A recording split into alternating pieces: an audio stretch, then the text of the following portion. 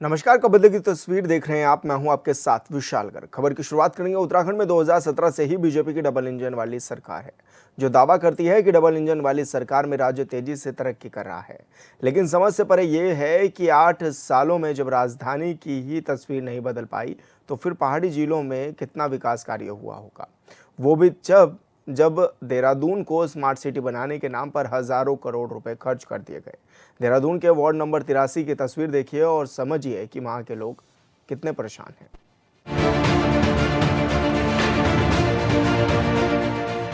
देहरादून को smart city बनाने के नाम पर पहले सैकड़ों करोड़ों रुपए खर्च किए गए और अब किसी इलाके में पाइपलाइन बिछाई जा रही है तो कई इलाकों में सड़क चौड़ीकरण का कार्य किया जा रहा है, जिसकी वजह से स्थानीय लोगों को परेशानी हो रही है। एक ही काम के लिए बार बार टेंडर होता है और हर बार ठेकेदार भ्रष्टाचार करते हैं और वार्ड से लेकर मेयर तक कहते हैं कि विकास कार्य होगा तो कुछ न कुछ दिक्कतें तो सहनी पड़ेंगी ना। नहीं, इस सीवर लाइन का आईएसबीटी से कोई मतलब नहीं। ये सचिवालय कॉलोनी जो केदारपुर में है, वहाँ उसके बगल में ये कि एसटीपी बना हुआ है। तो जो पहले पुरानी लाइन थी वो उसकी जो कैपेसिटी थी वो कम थी, इसलिए उसको जो है रिप्लेस किया जा रहा है। और ये सचिवालय कॉलोनी से और आराघर तक जो है 5 किलोमीटर इसको बदला जाना है। ऐसा जी, कोई भी जब विकास कार्य होते हैं तो थोड़ा सा कठिनाई तो उसमें जो है आती है। और ये ऐसे कार्य हैं कि ये बड़े योजना वाले कार्य हैं। 5 किलोमीटर सीवर लाइन को बिछाना, उसको फिर जो है रोड को रिस्टोर करना, वो तो इसमें समय तो लगेगा ही जो है। विकास कार्य होंगे तो लोगों को कुछ समय के लिए परेशानी तो होगी ही, एकदम सही बात है। लेकिन ये कौन बताएगा कि 2017 से सत्ता में बैठी बीजेपी की सरकार इतने दिनों तक कर क्या रही थी।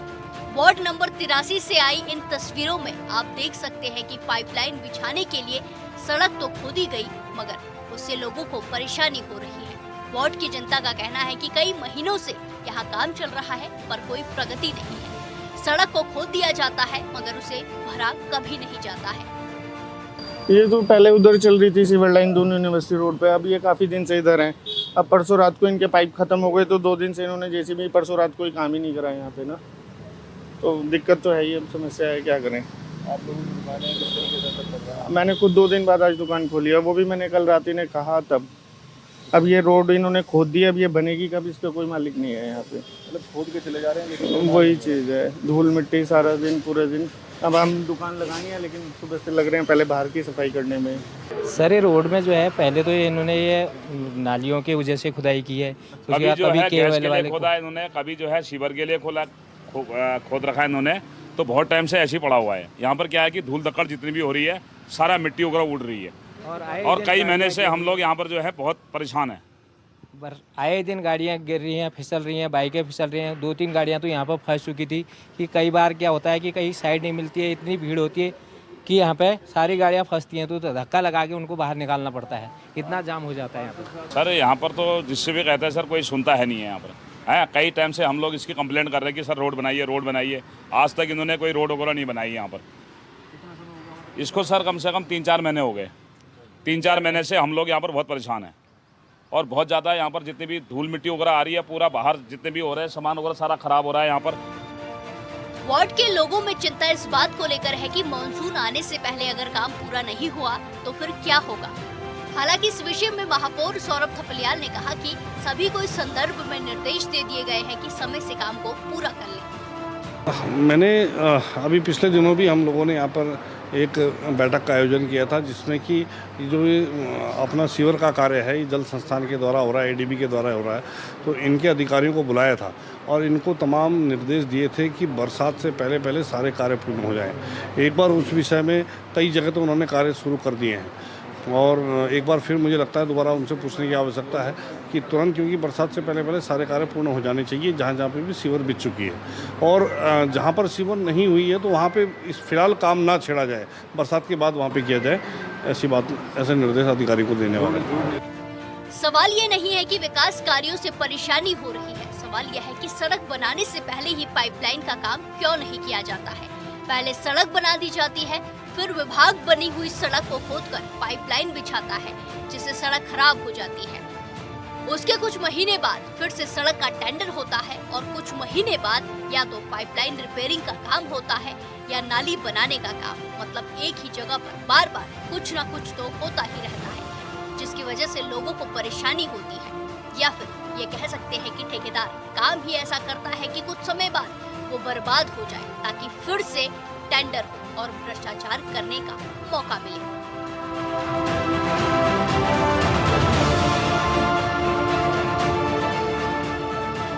देहरादून शहर में 100 वार्ड हैं और 100 वार्डों में से आज हमने आपको वार्ड नंबर 83 की कहानी बताई कि जहां किस तरीके से सीवर लाइन के चलते जो रोड है उसका निर्माण कार्य कहीं ना कहीं अटका हुआ है। सीवर लाइन की वजह से लोगों को परेशानियां हो रही हैं, आने जाने में दिक्कत, ट्रैफिक की समस्या, और साथ ही जो वहाँ व्यापारी हैं, स्थानीय व्यापारी, उनका साफ तौर पर यह कहना है कि देखिए इस निर्माण कार्य से हमारी ग्राहकी पे भी किसी न किसी रूप में असर पड़ रहा है। लेकिन सरकार ये कह रही है कि देखिए अगर आपको डेवलपमेंट करना है तो थोड़ा बहुत तो सहना पड़ेगा, लेकिन सहने से क्या वहाँ के जो निर्माण कार्य हैं वो समय पर ख़त्म हो पा रहे हैं, पहला प्रश्न। दूसरा प्रश्न ये है कि आखिरकार जो निर्माण कार्य वहाँ चल रहे हैं क्या बारिश से पहले ख़त्म हो पाएंगे। इसी चीज़ को लेकर जब महापौर सौरभ थपलियाल से पूछा गया तो उन्होंने ये कहा कि देखिए हमने साफ तौर पर निर्देश दे दिए गए हैं कि जो भी कार्य हैं उनको बारिश से पहले समाप्त कर लिए जाए, और अगर कोई नया काम छिड़ने जा रहा है उसको बारिश के बाद ही शुरू किया जाए।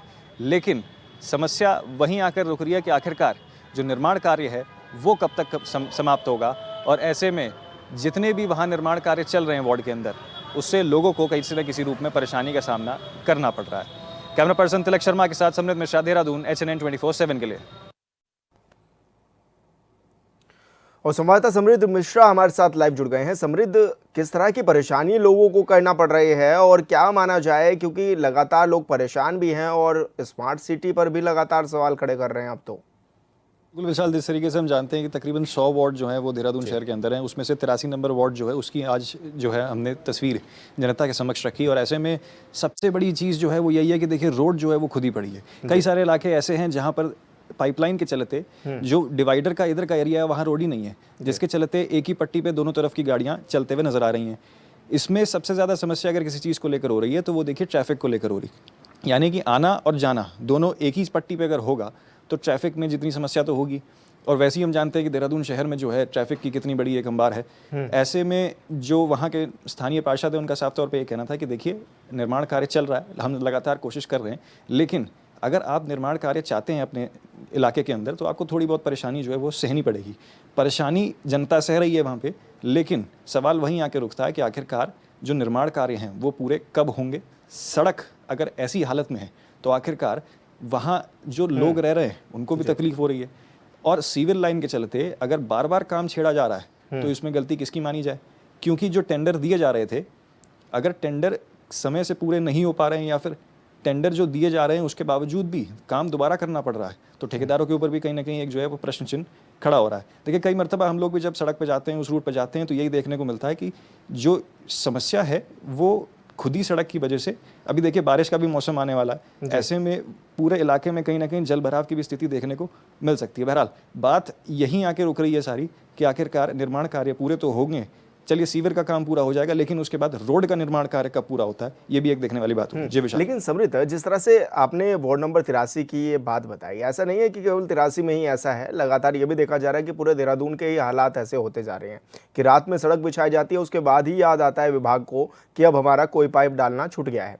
तो क्या माना जाए, क्या लोगों को परेशान करने के लिए विभाग बना दिए गए हैं?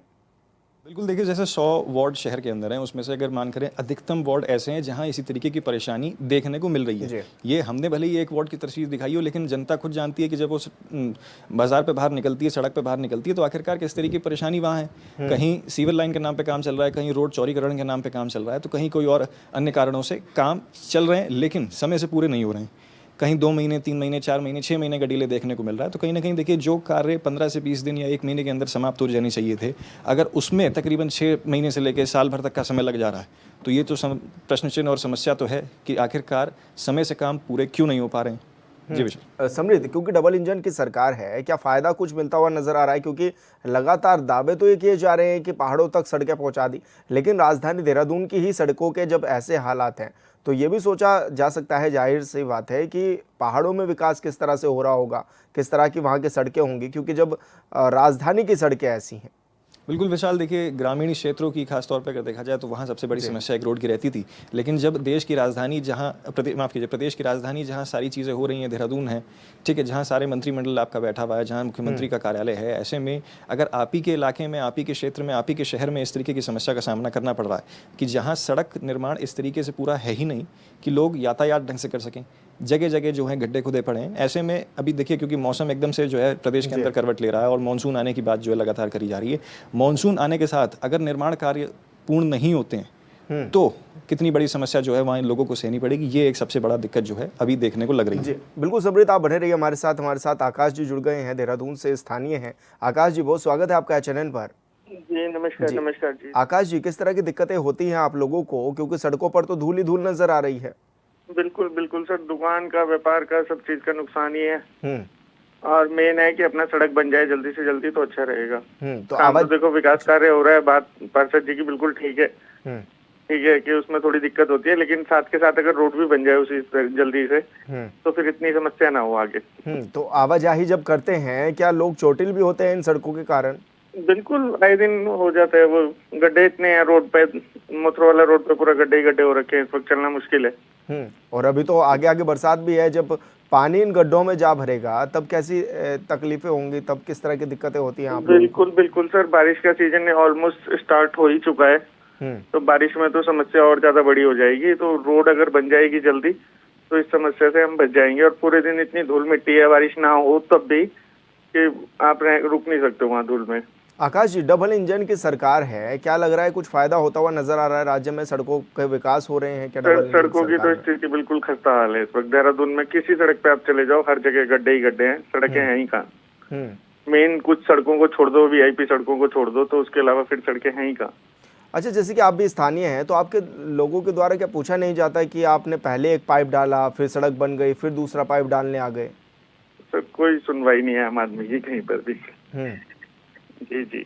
तो कभी आपने ये मांग उठाई हो, या फिर अपने विधायक से, या फिर जो पालिका अध्यक्ष हैं, नगर पालिका के मेयर हैं, उन तक आपने ये बात पहुंचाई हो? नहीं नहीं नहीं, उस वहाँ तक तो हम नहीं गए। लेकिन हमारा मेन जो अभी समस्या हो रही है वो सड़क की और धूल की हो रही है। अगर इसको जल्दी से जल्दी, मतलब जैसे पाइपलाइन बिछ चुकी है जहाँ जहाँ, वहाँ इनको सड़क बना देनी चाहिए अब ना।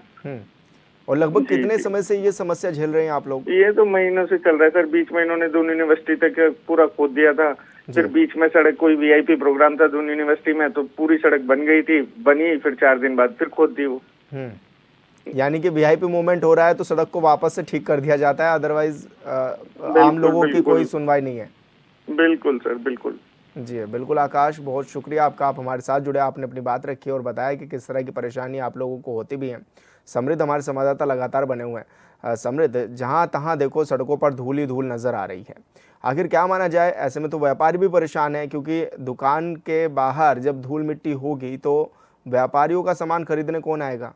बिल्कुल विशाल, देखिए जगह जगह जेसीबी की मशीनें तो ज़रूर हैं, लेकिन वहाँ कार्य हो रहा है कि नहीं हो रहा है, या धरातल पर जाके ही पता लगता है कि आखिरकार यहाँ कितना कार्य हो गया।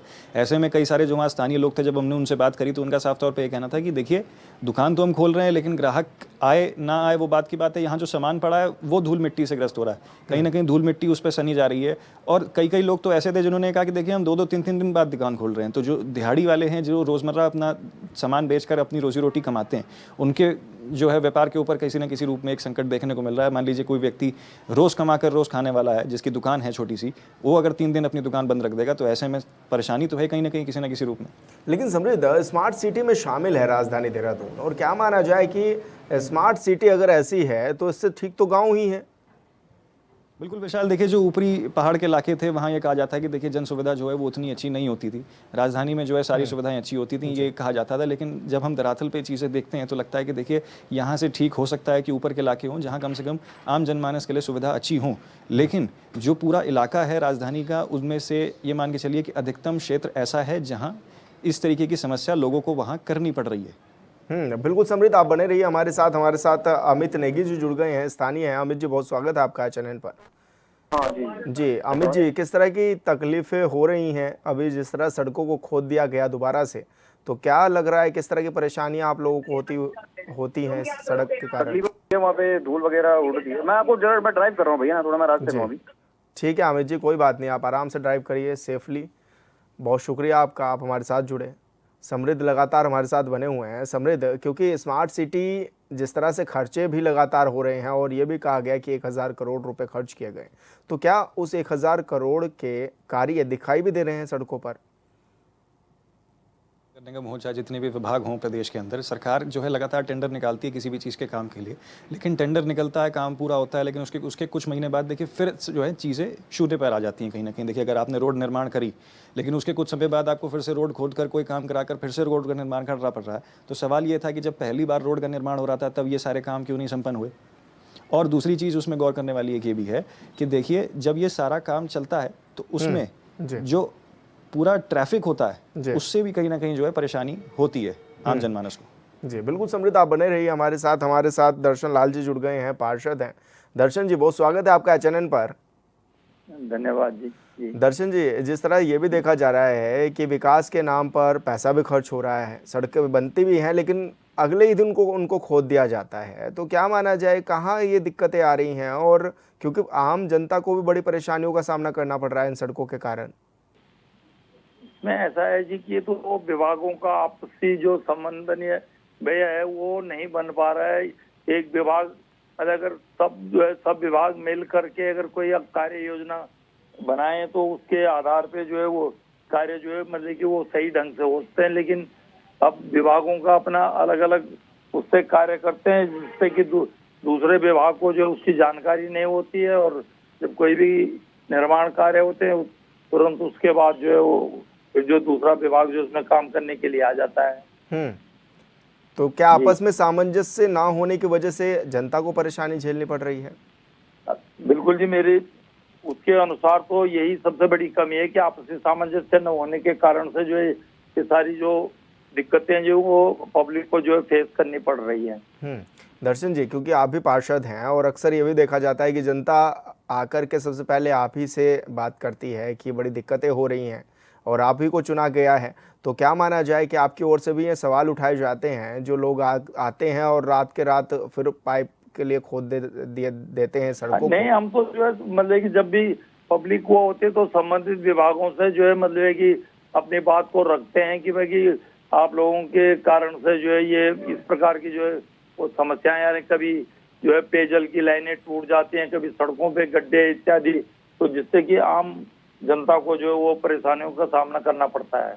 अच्छा, क्योंकि स्मार्ट सिटी में शामिल भी है देहरादून, तो क्या लग रहा है क्या स्मार्ट सिटी एक बार में नहीं बनाई जा रही, क्या उसमें भी ये चीजें हो रही हैं? इसमें ऐसा है, जो हमारा वाला स्मार्ट सिटी में केवल अभी देहरादून के जो पुराने क्षेत्र हैं वही सम्मिलित किए गए 10 वार्ड जी। बाकी जो भारी क्षेत्र हमारे हैं इसमें ये अभी स्मार्ट सिटी के अंतर्गत में नहीं है। हमारे यहाँ पर जो है वो शहरी विकास के उससे जो एडीबी जो वो है उसके द्वारा जो है कार्य किए जा रहे हैं। चलिए कोई बात नहीं, आपका क्षेत्र नहीं आता, लेकिन अक्सर ये तो देखा ही जा रहा है कि राजधानी देहरादून में ये हालात ऐसे बने हुए हैं। अच्छा, जैसे विकास कार्यों के नाम पर पैसा भी क्योंकि खर्च किया जाता है और फिर सड़कें भी बनाई जाती है, अच्छा खासा पैसा भी लगता है और फिर उनको जब खोदा जाता है, तो आपको नहीं लगता कि पैसों की जिस तरह से अनदेखी की जा रही है और पूरी तरह से जो निर्माण कार्य हो रहे हैं उनको खराब कर दिया जाता है अगले ही दिन? इसमें तो अब मुख्य चीज तो यही है ना कि अगर सभी विभागों का अगर आपस में तालमेल अगर सही हो, एक कार्य योजना बनाई जाए कि भाई कि एक साथ जो है मतलब कार्य को किया जाए तो उसमें जो है बल्कि सही ढंग से कार्य किए जा सकते हैं, ताकि जनता को भी बार बार जो है परेशानियों से न जूझना पड़े। जी बिल्कुल दर्शन जी, आप हमारे साथ जुड़े, आपने अपनी बात रखी, बहुत शुक्रिया आपका। आपने बताया भी कि किस तरह की दिक्कतें हाल फिलहाल में है। समृद्ध हमारे संवाददाता हमारे साथ बने हुए हैं। समृद्ध, कभी नाली के नाम पर, कभी पेयजल के नाम पर बार बार जो सड़कें खोदी जा रही हैं, आखिर क्या माना जाए, विभाग आपस में समन्वय क्यों नहीं बना रहे हैं? क्यों लोगों के लिए मुसीबतें बढ़ाने का काम कर रहे हैं?